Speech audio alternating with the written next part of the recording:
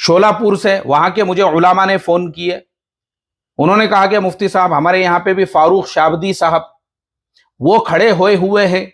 अगर मुसलमानों में इत्तेहाद हो जाता है, मुसलमान पूरे ताकत के साथ में उनके साथ में सपोर्ट करते हैं और अपने वोटों को बिखरने नहीं देते हैं, आसानी के साथ में उनकी भी सीट निकल सकती है।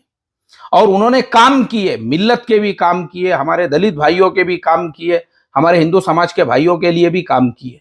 तो मैं भी ये समझता हूं कि शोलापुर में जहां पे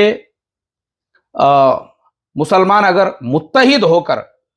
फारूक शाबदी साहब को सपोर्ट करते हैं, अपने वोटों को बिखरने नहीं देते हैं, इंशाल्लाह हमारा वहां से भी एक नुमाइंदा विधानसभा के अंदर पहुंचेगा। देखो, आपकी क़ियादत मजबूत होगी, इतना याद रखो,